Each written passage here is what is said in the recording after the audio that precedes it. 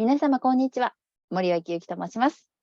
今日は、セゾン投資中野会長退任のニュース、続報参りたいと思います。もうすでに多くの方がご存知のように、6月28日付で中野さん退任というのが正式に決定いたしました。で、このセゾン投資のサイトのメッセージ、メ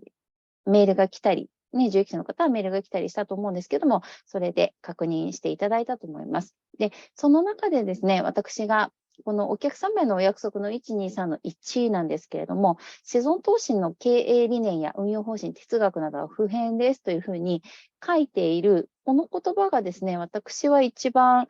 セゾン投資に不信感を持った言葉です。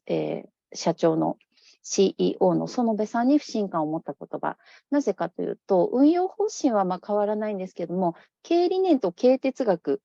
変わってるよねっていうことです。ですから、経営理念、運用で哲学なんかは変更して、どんどん販路を拡大していきます。いたずらに販売会社との提携拡大を進めることはしませんとは書いてあるんですけども、明らかにニュースなんかを見るとですね、クレディセゾンはカード保有者にもう販路を拡大していくよっていうふうに言っているわけですので、ここはですね、セゾン投信としては経営理念、経営哲学が変わるからこそ、中野さんを退任に追いやったんだよねっていうことなんですよ。だから、変な話ですね、中野さんがどうしてここに長年経営者でいらして、メッセージを出せないの、中野さんから受益者にメッセージないのってことですよね。うん。だからそういったもう、姿勢が、セゾン投資には説明責任を果たしていない、クレディセゾンは中野さんの退任について説明責任を果たしていないというふうにね、多くの方が思っております。で、こういった不誠実な対応だなというふうに感じるセゾン投資、今後どうするかなというのはね、ちょっと多くの方お悩みだと思いますけれども、ちょっと次行きたいと思います。ブルームバーグの方で同じく6月28日にセゾン投資中野さん退任して、新会社を設立へというニュースがあります。で、年内事業開始ということですから、今7月なので、めちゃくちゃ早い。でも買収するっていうふうに、もし出てたぐらいですから、もう、そういったいろいろなね、目処は立っているということだと思います。で、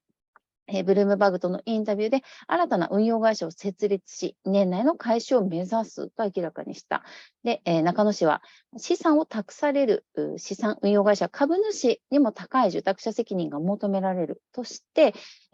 その出資者をどうするか、ね、そういう出資者を募りたいと話したってことですけども、当然、買収の話に絡めて、お金のことはもうほぼほぼ解決済みなのかなっていう想像をしているんですけども、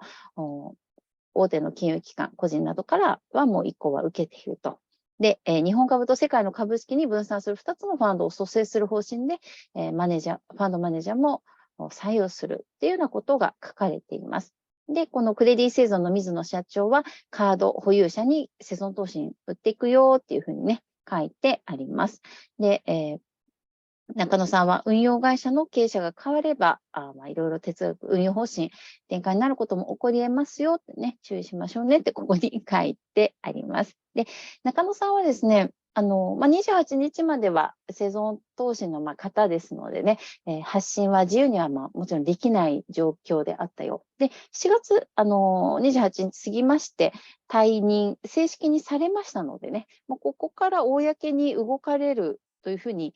思います。で、年内にもう会社を始めれるっていうことですから、近いうちに中野さんからメッセージが発せられるのではないかっていうふうに期待しています。本当は例えば何か制限をかけられていればですよ、なんか守秘義務だの、なんか協業義務だ、なんかかけられていると、1年以上はなんかダメよっていうことは、あるのかななんてちょっとうっすら思ってたんですけども、年内に事業開始ということは、そういったものはないんだなというふうに思ってね、見ています。で、それが退任後の守秘義務とか協業義務とか、ちょっと検索しようと思ったんですけれどもね、各取締役にはない、協業義務ないよとかね、なんかいろいろ書いてありますけれども、事実としてこのような報道が出ているっていうことで、中野さんは新会社設立に動き出す。そして私たちには退任後、メッセージを、ご準備しているのではないかというふうに推測されます。そして最後に、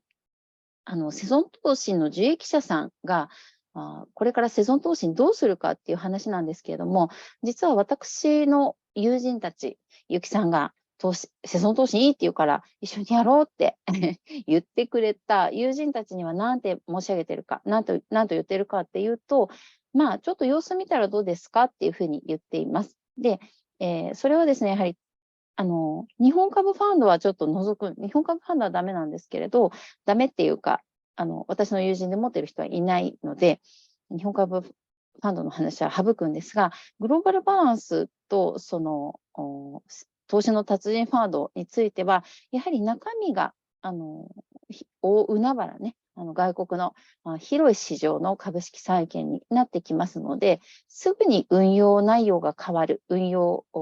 成績がすぐに変わるっていうことは考えにくいです。で、解約が殺到したとしても、したとしたらですね、運用効率は落ちることはもちろん考えられますけれども、ある程度は保てるっていうふうにね、推測しております。その辺も。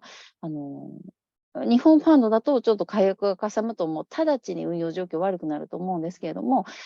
海外の2つのファンドでしたら、解約がかさんだとしても、まあ、すぐに他のファンドと比較して劣るっていうふうにはならないだろうなと思ってますので、中野さんの新会社設立の状況がちょっとはっきりするまでは、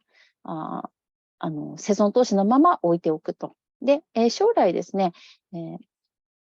いろいろ様子がもう少しはっきりしてきたら移すっていうことを、場合によってはご案内するとは思います。今のところちょっとそのまま動かなくてよろしいんじゃないですかと言ってます。で、その際にですね、私は解約しますよということは伝えています。こうやってね、YouTube で発信しているのを聞いてくださっていれば、森脇は私は、ポリシーがやっぱり合わないんだなっていうことで、解約っていうのをね、理解していただけると思っています。で、あとちなみに私、クレディセゾンを持ってるんですけど、ちょっとね、クレディセゾンのカードは解約しようかな、ね、思ったりしています。では、中野さんの退任後、自由になった身のメッセージをね、ちょっとじーっとみんなでお待ちしたいと思います。それでは、続報は以上でございました。ここまでお聞きいただきましてありがとうございました。それでは失礼いたします。